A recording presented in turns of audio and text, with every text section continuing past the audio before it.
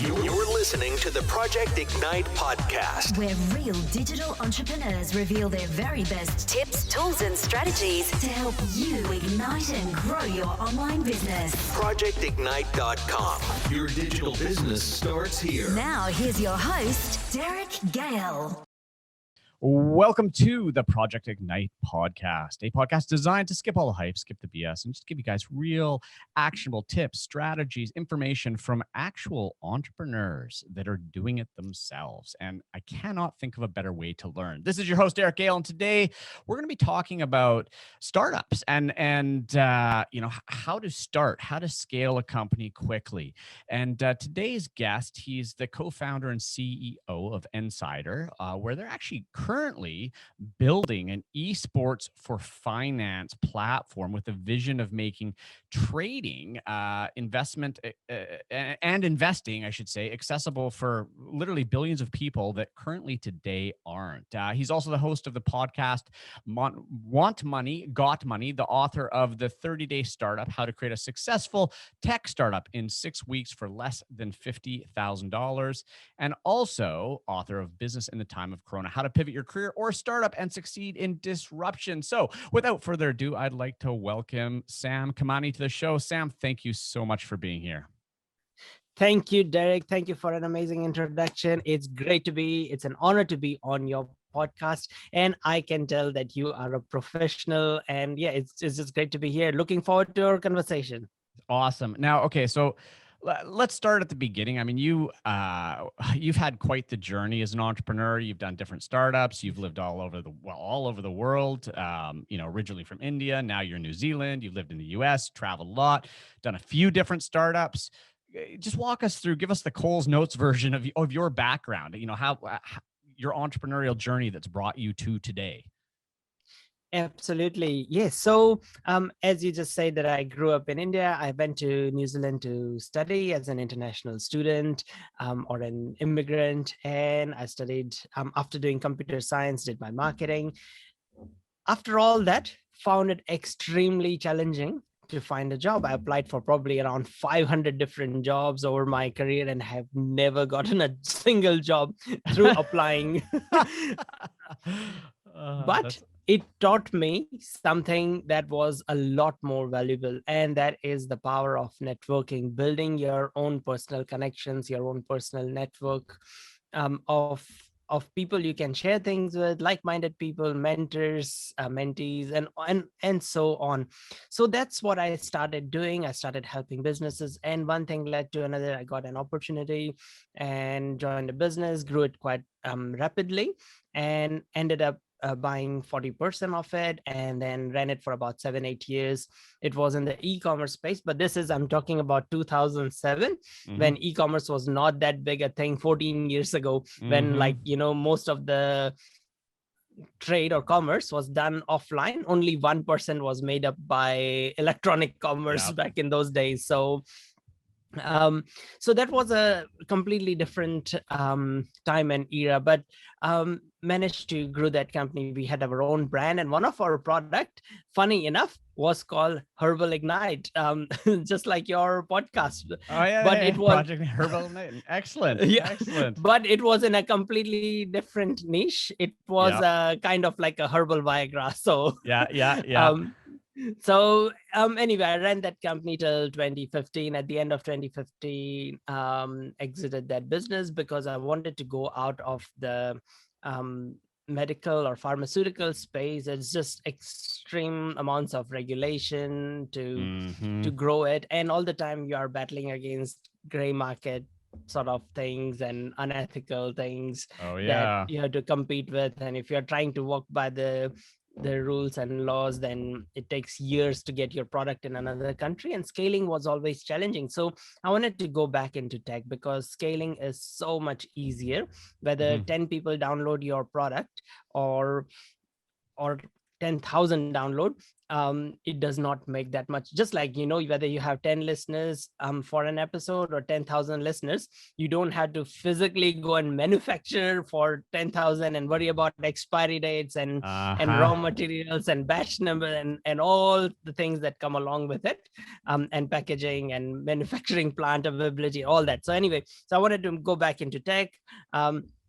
And I've always been a gamer most of my life, so I looked for an esports company. Once again, I just reached out to the founder and multiple times that, hey, I can help you grow. Give me a couple of weeks of helping you and see how I grow the company. I won't charge you anything. If we like working together, then yes, cool, we work together. If I don't enjoy, you don't enjoy, we go our own ways. Zero risk. And then that's how I got into that company. I grew it from 80,000 monthly active users to 300,000 monthly active users in about 8 months. And with that company, I was based in Bay Area or near San Francisco for a short time. And I ended up becoming chief operating officer for that startup, for that esports startup. And then that got acquired in 2018. So that was my sort of second startup. And after that, I took some time off and worked with an agency while I figured out what's the next project that I want to do. And it got me thinking that, most of my life that I've been working, I've been in business most of my life, and I never invested any money, like didn't take interest in investing, or apart from after my first exit, just bought a house, because that's what you do. Like in New Zealand, Australia, Canada, is like people invest in a house, so that's what you do. That's all the conversations are around, buying a house or a rental property or things like that. So anyways, I just bought a house and didn't think of much, even though I knew about, like, I'm from technology space and I knew about Bitcoin and I knew about stocks and everything, but it always felt like it's too risky, it's too complex, it's too boring, so never dwelled into it. And then I started thinking that maybe I'm the only one, maybe there's no one else. But when I looked at the numbers, it was mind-boggling that 98% of people in India don't own any stocks. And I was like, and it's similar in most developed countries, in developing countries. And in developed countries, there are retirement funds who own it for people, but they have high fees and they have all sorts of other things. They have an extremely low return.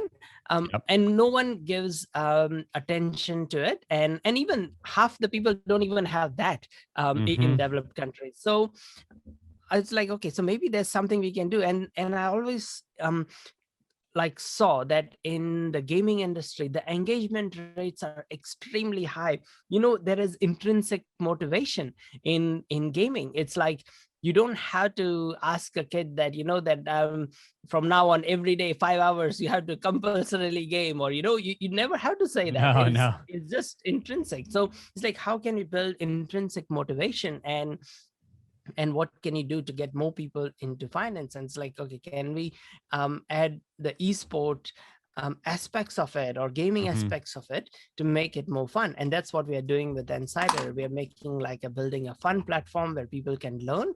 We want to remove risk, so you don't really buy the asset.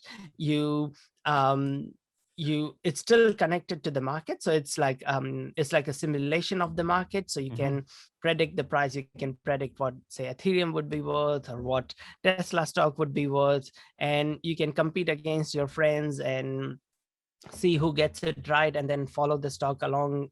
That way you can see how people on the leaderboard are predicting, learn from them, chat with them. So we're building that sort of platform. We're still in early days, and in the true fashion of an entrepreneur, we are bootstrapping it at this stage. Eventually, we will look for funding after maybe in a couple of months' time.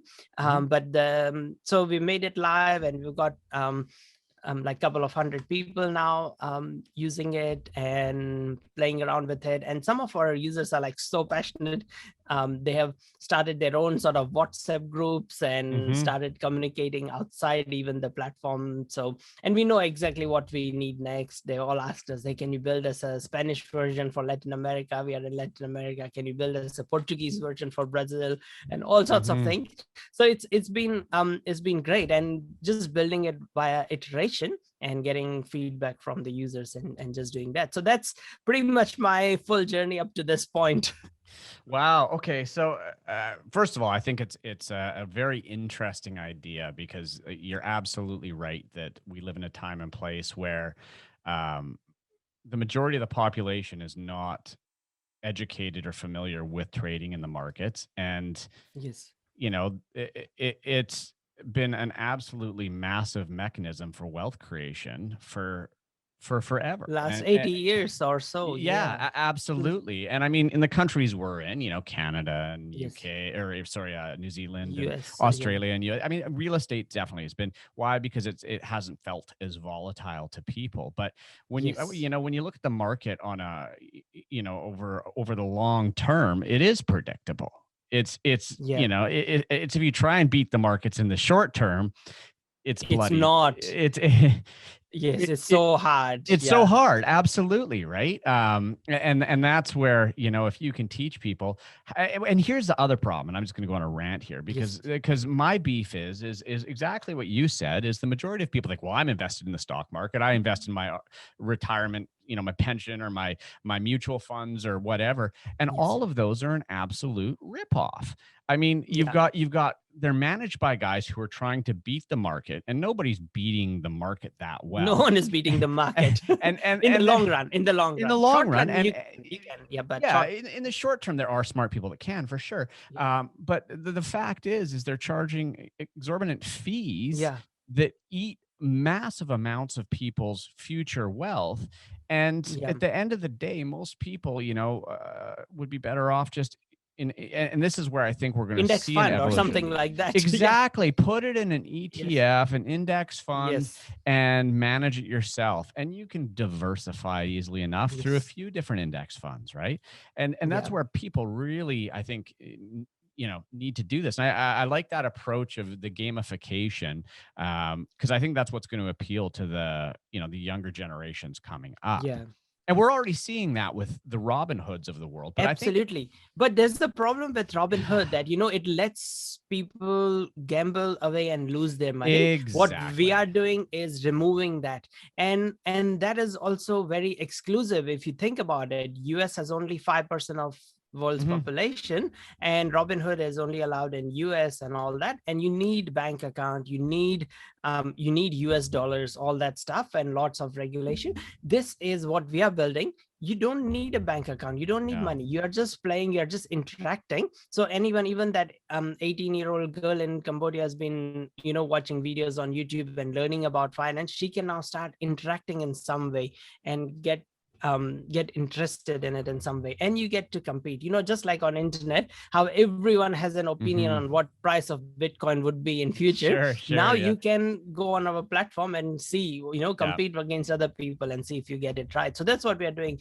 Eventually the goal is to build a proper esport with teams and everything, around fintech, around finance. So So when you say build an esports team around finance, I mean, well, actually, here, let me. sure. What's the revenue model here? Absolutely. So there's been stock prediction competitions forever, in the world. They've been Mhm. run on pen and paper since 1950s, or spreadsheets. In this, we are building like a platform to run those sort of things, and we get sponsors like brokerage firms and things to Okay. sponsor those. So the sponsorship is the model, the data is the model, because we know what people are predicting a future price of an asset would be. It works when you have lots of users. It doesn't work if you have just few hundred users. It works when you have tens of thousands of users Yeah. predicting the markets, because that kind of gives us an indication of where the market is going. So Gotcha. that is, there are lots of things. And then the other thing is we will have a paid model as well, where Mhm. if you want to see what leaders or the people on the leaderboard are predicting, then Mhm. you would need a paid account, and part of that pay will go to the leader. And so say if you are making correct predictions every single time, and then you should be, you should be paid for that. Like Sure. Yeah. you should be able to monetize your knowledge. So we want to enable people to able to monetize their knowledge and learn from them, or they can educate other people, they can do classes, whatever they want Right. to do. Like but all this is our very long roadmap. Sure. And Of we've course. just Of got course. started. Yeah. So Yeah. So it's kind of almost hybrid. It's sort of the social trading with a yes, competitive element to it, and that's a fascinating absolutely. model. So But okay. because you are not buying a stock, you are not investing in it, you're not spending any money on it, there is we are removing the risk of losing money. You're not gambling away your retirement or anything like that. This is just a way for you to get interested and learn about it. You can make a wrong prediction on our platform, that's fine. Sure. So what, you didn't lose anything. Also, we will eventually add our own token for our own economy, so our own insider coins. So we have insider coins, but they're just on a database. We'll put them on a blockchain, so they're not like editable by anyone. And Yeah. so so if you're a leader, I want to see what you're predicting, I can just pass you a token around, and then can see or learn from you or things like that. So create its own sort of economy and stuff. So that's all in the works, that's all coming. That's awesome. That's amazing. Okay, so let's dig into sort of the meat of what I wanted to talk about with you, and that Absolutely. was the startup process. Yes. Because I mean, I talk to people all the time that have ideas for technology, for stuff like that, and 99% of them never do anything because it just feels so overwhelming, right? And that Yes. process, and you hear about startups that they have to go out and raise millions upon millions of dollars, and spend years of their life grinding. And I mean, thank God for some of those people, because that's how we've ended up with some of the technology we have. But Yes. for the average person, I mean, what was a process you go through when you have this idea and you've done this before? How do you, what's the process you go through? And I mean, you've written about this in your book, and I'm interested in that. Absolutely. I can, now this is a topic I can talk about days for. Sure. Because I've lived through this. I've built startups, and I've built things that have not gone anywhere, that have failed. So I've been on both the sides. I've built successful companies that have exited, and one or two unsuccessful projects that we just did really, really quickly. So one project we did in 2017, 2018 in the blockchain space was around mining a crypto coin called Monero from your browser. So what we did was that most of the Bitcoin mined or any coin mined, they use GPUs, graphical processing unit, and GPUs are expensive. You need specialized equipment. What if you could use your CPU to mine? Because every computer has the CPU. Not every computer has a high-end GPU. So, and you could just open your browser and go to a website and start mining, and we build that website. So we built it in 1 week, pretty much. So not even 1 week, pretty much like 3 days. So this is end of 2017, Christmas time. So every Christmas time, pretty much we get like a 1 week break. And that was with my previous sort of co-founder, or the gaming company that we were with. So since 1 week, all the other team was gone. So two of us like, hey, let's do this. So I built the front end in Webflow. I got the code HTML, CSS out of it. And then he found the API to tap into that would allow anyone's browser to start mining Monero. And at that time, when we were building that, the Monero was at high, and it made financial sense. But then later on, our hosting bill with AWS would be so much higher than the cut that we would get, because there were now three parties. Since we didn't build the backend ourselves, we had to pay a 20% cut to the API that we were using, 50% to the person who was mining it from their browser, and 30% to us. But then our bill for AWS would be like nearly 100%. So we would have to add 70% from our own pocket. So it didn't make financial sense, because by that time Monero's price had decreased. So it is a balance.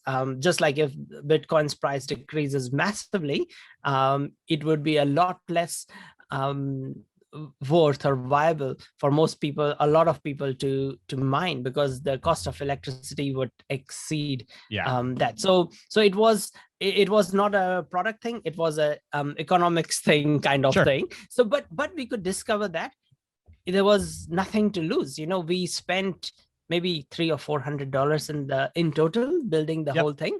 And it didn't work. We had so much fun building it together and putting it out, and it was still very exciting. And then we just closed it down after 2 or 3 weeks. So I've done things like that. And so I am talking from personal experience.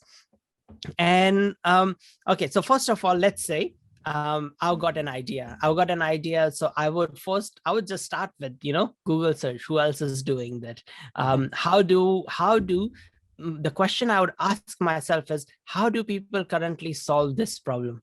Or is it completely unsolved? So it's very easy to not think and be lazy and that, oh, no, it's not solved. But no, you don't really know. So you have to go out and see how people currently solve it. And then figure out, is there a way to test it without spending too much, whether it's in time or money, to test that assumption that people will use it. If there is, then it's great. If there is not, then it is, what you do is, there is few ways to do it. One is you just run some Facebook ads, Google ads, see if people get interested. But that is again not very accurate, because your ad copy might be not good, or your ad copy might be too good and the product not so good. So it's not 100% accurate. You have to think of building a prototype. And these days it's super, super easy to build a prototype. You could just go and build a prototype in Figma. That's just the front end. You could, I would highly recommend that you find someone with opposite sort of skills to work with you.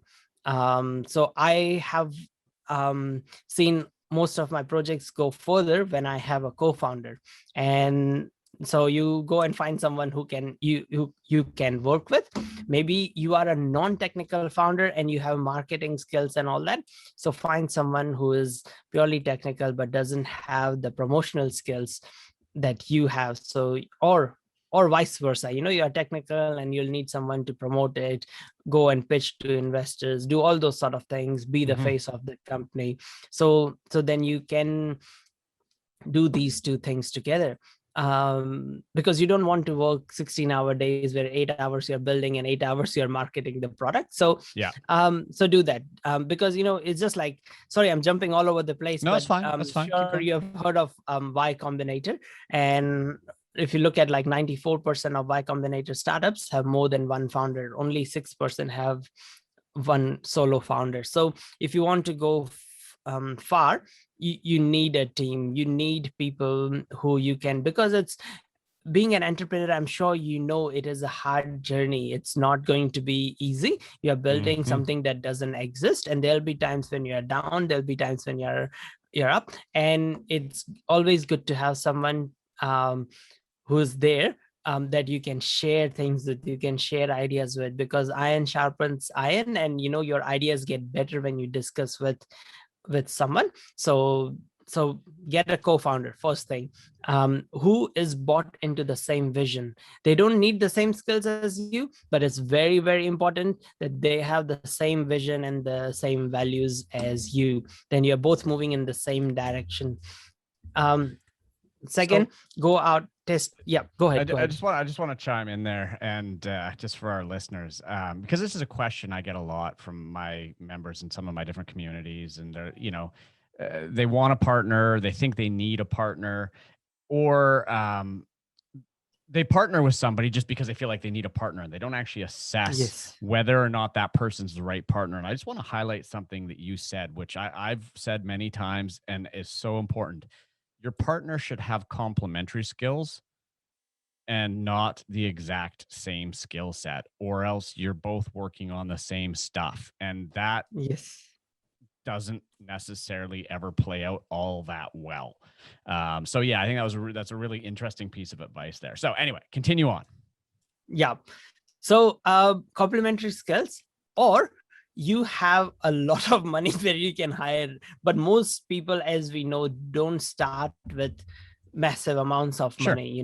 They're not starting. So that's why complementary skills help. The other thing with over time, I've learned that it's okay if as in like there is some overlap in skills, because it's so hard to find exactly complementary skills. Sure. So Yeah. some overlap is fine, but the one thing I would rather look for is the same vision. So you guys are moving in the same direction. Otherwise, one will be pulling in one side, other one will be going the other way.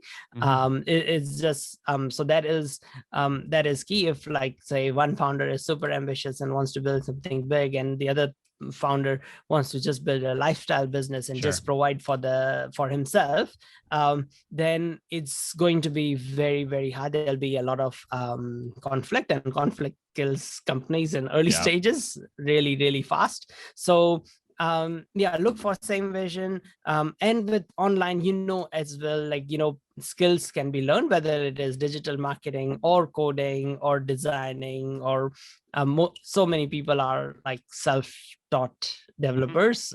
Pretty much most of the developers I know are like self-taught, and they're always training and they're always learning. And so you just do. So I was watching Justin Khan, the founder of Twitch, and on just on this topic, and he was saying that, when do you know you should quit your full-time job and go and start your startup? And first thing is, like, find a co-founder and someone with same vision but different skills. Second thing, you have to be able to build a prototype. If you cannot, then maybe it's not yet time. Maybe go and learn, just do a course on Udemy, how to build a prototype. Or not even Udemy, go YouTube and learn how to build a prototype, or how to do Facebook ads, Google ads, and just do some ads for your mock product and see if anyone's interested. If they are, great, go for it. So when you say prototype, though, lots of people have visions for software, but you say go build a prototype, and they're like, what's a prototype? Yes, good question. So prototype can be in so many different ways. Now, a prototype could be just, say, even a landing page with a form, because and you do things in the back end yourself. That could be a prototype. You don't have the fancy algorithm. Maybe it's matching A with B, so it's a marketplace idea or something like that. So maybe you just go and do the thing in the back end yourself, just like what the DoorDash guys did back in those days. It's like, they didn't have a fancy algorithm. They didn't have thousands of drivers and people, and they just printed out the poster. If you want food delivery, put it in university dorms and places, and then when they would get someone wanting, say, a burger, they would just run down to McDonald's or the local takeaway and just get it and deliver it, and in their old beat up cars. And that's what they did. And for the first many months or years, it's like, or a year or two, just do all the deliveries themselves in their neighborhood, and then over time build out the website and build out things. And so it doesn't have to cost.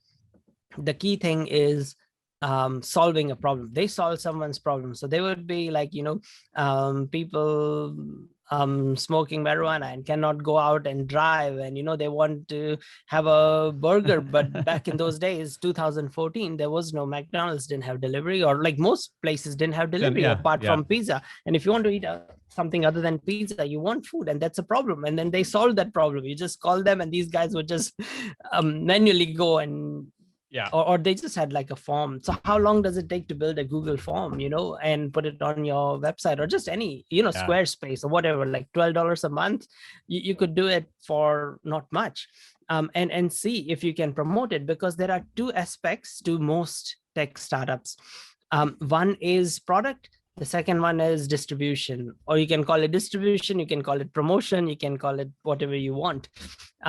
But most technical entrepreneurs just focus on the product and not the distribution, and most non-tech founders focus on the distribution or the marketing side and not the product. So that's why, you say like you need complementary skills. So there's one person focusing on each. A lot of them that I deal with, they don't focus on distribution, and then their product, no one uses it. Totally. That's so common in the tech world. I mean, there's so many pieces of probably what were great software out there that never saw the light of day because the promotional side. No one used it. On the flip side, I know a ton of good marketers that have absolutely hawked the biggest turds of software and sold millions. I know. Right? I know. It's just like it's not fair. Yes. Yeah, and that's why I think, when we talk complementary skill sets, particularly if you have an idea for software, if you're the programmer, find the distribution marketing guy, or vice versa. Yes. Now, let's talk about, you talk prototype, but then there's another term that's used a lot, and that's minimum viable product. Okay. Yes. What's the difference? Is there any? I mean, people use both these terms loosely. There's also a new term called like minimum lovable prototype. So what people really like. Do you need to build? But in the last, this is just my personal thoughts. I'm going to, in fact, write a book on that. That if I'm starting a new startup now, say for my next startup, I will not build a prototype. I will not build an MVP. I will build a community first. Community first, product second. So that's it. You don't need a product. You need a community more than you need a product. Yeah. So it's just like, if you are Mr. Beast and you have 300 million followers, you can start a burger chain and be worth $1 billion next day. You are Gary Vee and your name is known, so you can start a software company or a empathy wines, and in 6 months you can sell it for 100 million. Why? Because you already have the distribution, the community around you, following you, listening to you. So you need a community more than you need a product or a MVP or a prototype or anything like that. You can sell them what you want if you have a engaged community.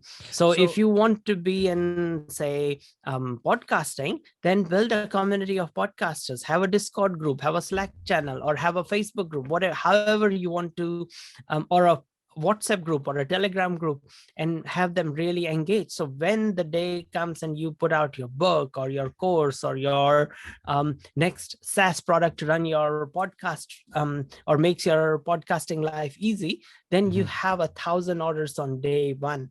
So build a community. Don't worry about product prototype, because then in a community you would know exactly what they need every day. And I'm a fan of that model. I mean, everything I teach, in my learning companies is all about, find the niche market, figure out what they're looking for, get their impact. Don't guess what people want, and you're going to be successful. But in terms of building a community, when you say build that community, and I think this is what most people are going to say, well, I've got an idea for a product, but if I build a community, what do I do with that community until I have the product? You nurture and you build that community. That it is hard work, but that is the surefire way to win. When you have a community of people, good things come out of it. Let me give you an example. Like, there's like websites like eBay where it's peer-to-peer selling. There is a website like that in New Zealand. That's the dominant market player. It's called Trade Me, and everyone's on Trade Me. Like 60% of New Zealand's on Trade Me. And over the last 14 years, or 15 years or something, over 100 different competitors, some really with deep pockets, have come in to displace Trade Me, because Trade Me is worth, I don't know, $2-3 billion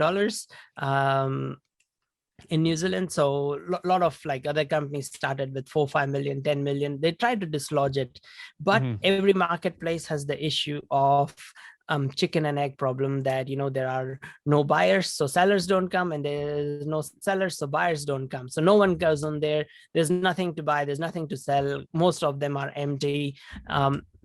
So platforms are completely empty, and TradeMe just rakes in hundreds of millions in revenue every year. So it's like, how do you displace an incumbent player like that, such a strong player like that, who is kind of like a monopoly? How you do it is by using a community. So there are people who have done it. These two girls, they started called Dress Wardrobe, just by a Facebook group. How much does it cost to build a Facebook group? $0. How long does it take to get up and running? 1 hour, if that.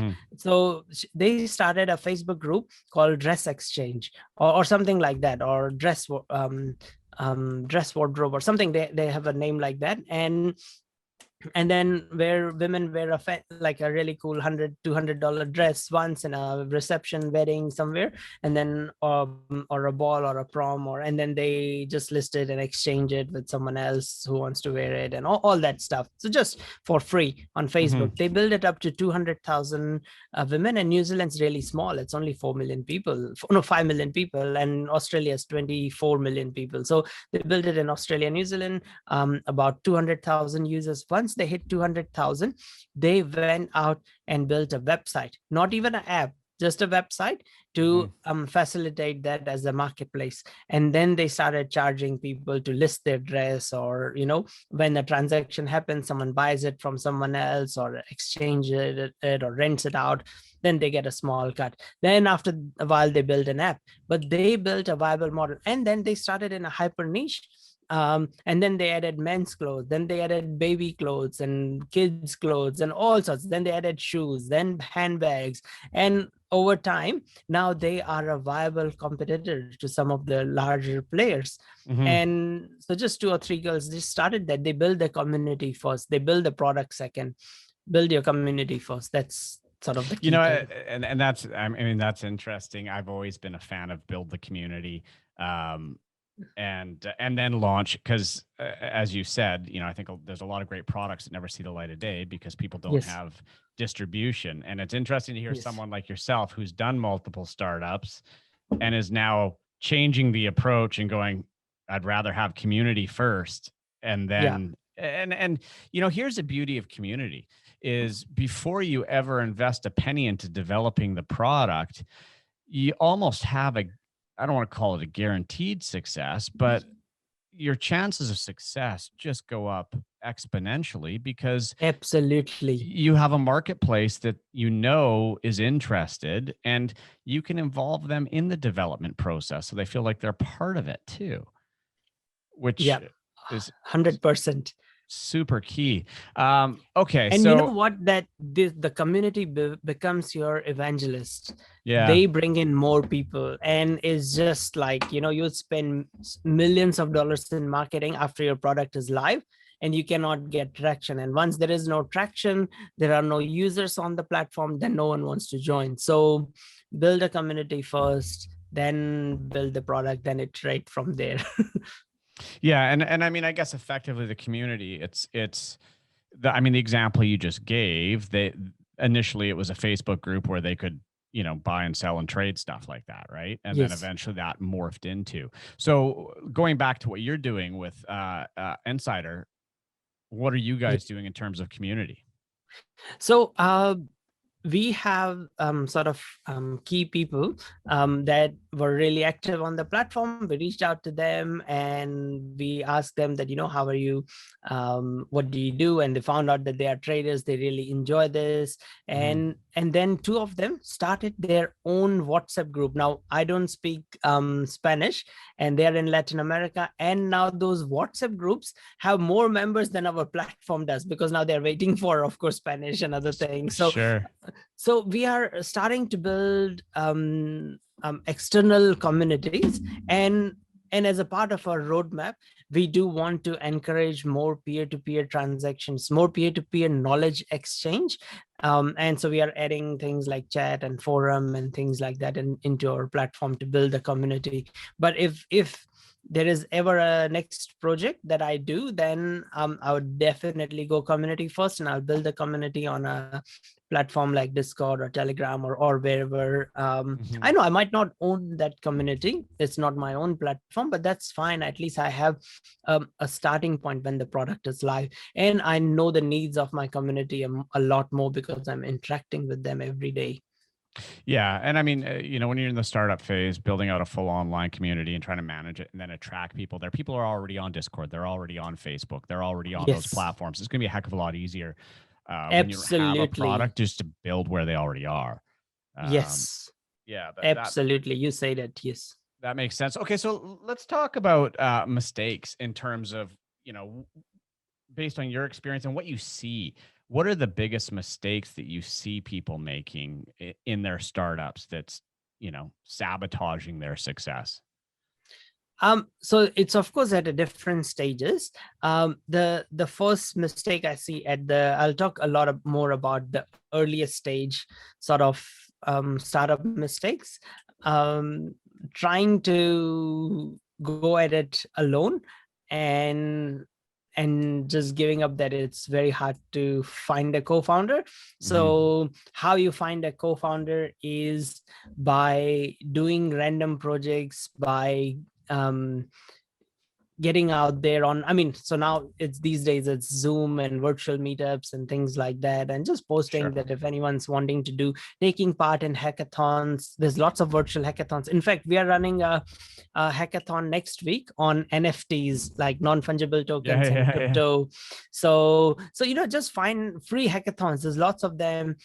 See if you can find someone to work with, and doing things. So just being active enables you to find people, because if you just go out and find, as if I'm looking for a co-founder, do you want to be my co-founder, it doesn't work like that.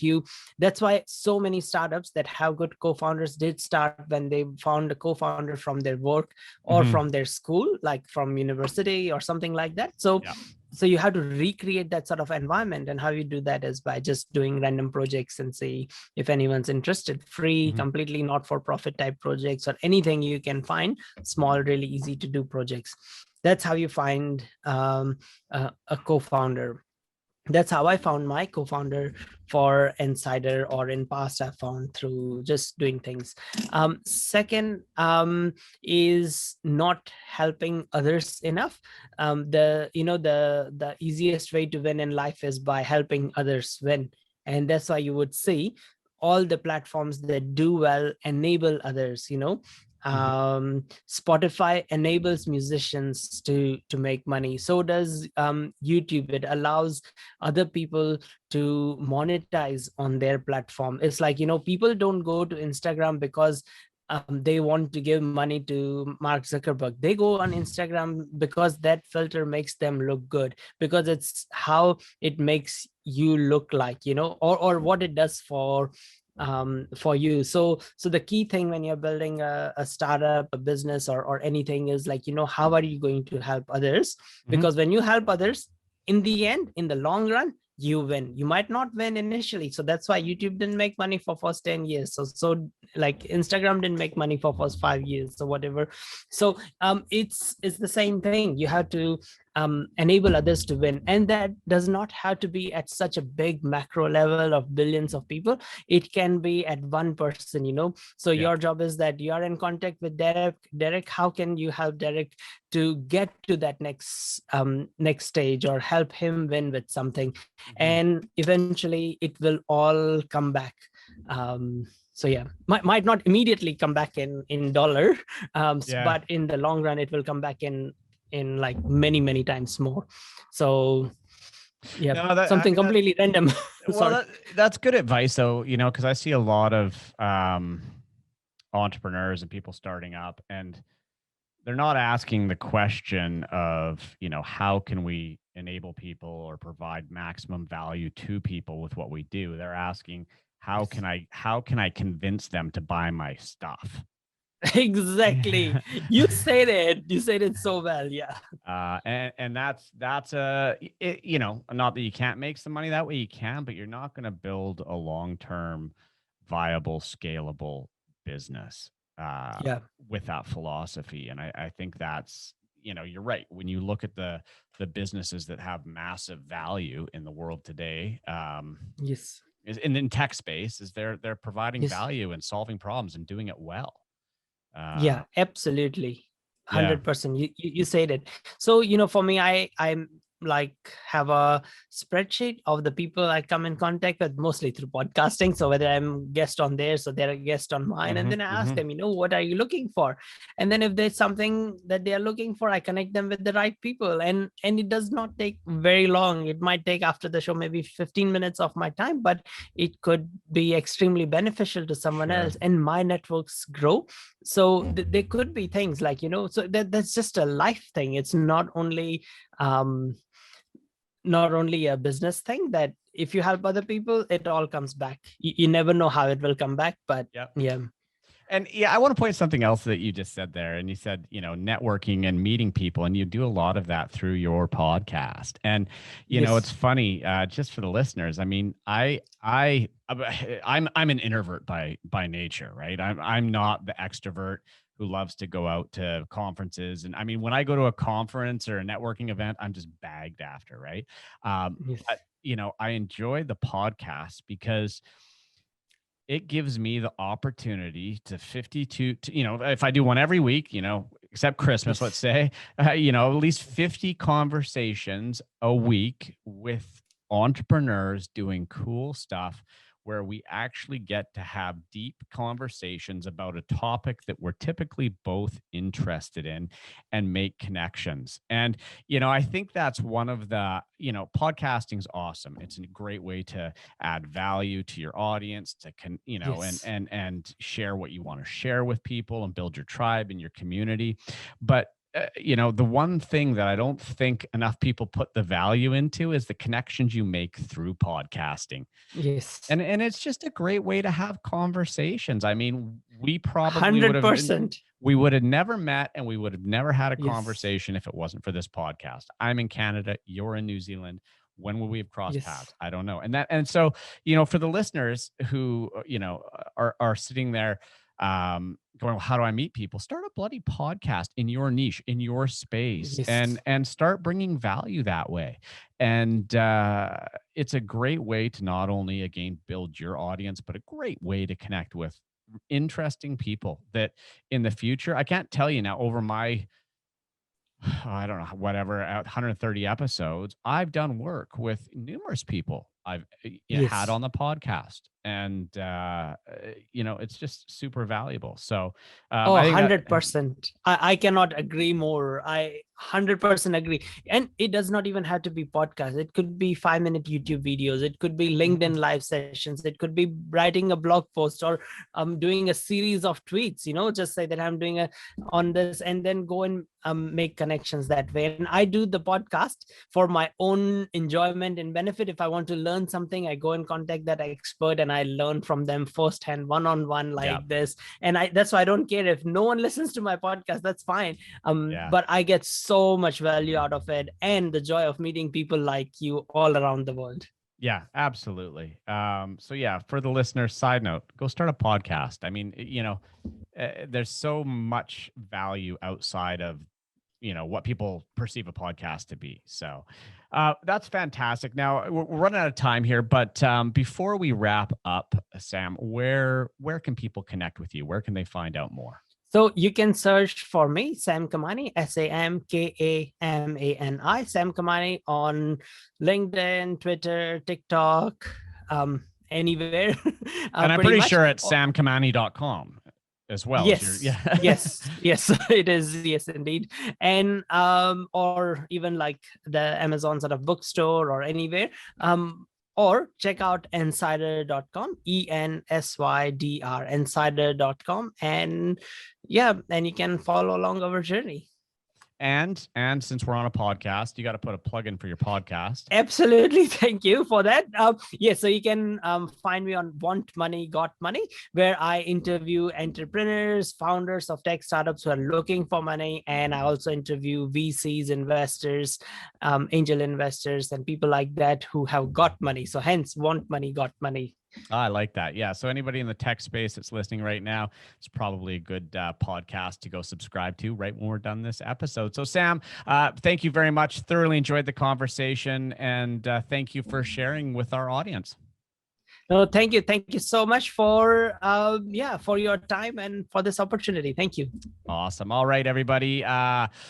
Well, look, as I always say, as I always finish, the only way you get anything from these episodes is if actually you take what we talked about and you apply that final essential ingredient of, you got it, action. So take one thing, just one thing even, that you took away from this interview, that you learned and went, aha, and make a point of actually doing something with it this week and make a change in your business. Don't just listen to these and write them off. Do something with these. And if you like what you've heard, please leave me a rating, leave me a review. If you're watching on YouTube, give me the old thumbs up, subscribe to my channel. If you're not, go to my YouTube channel and subscribe. And on that note, this episode is a wrap, and we'll see you again real soon. Bye for now. Thanks for listening to another info-packed episode of the Project Ignite podcast with Derek Gale. Any links mentioned, along with an entire transcript of this episode, can be found at projectignite.com/podcast. And to make sure you never miss another episode, go to iTunes or SoundCloud now and subscribe.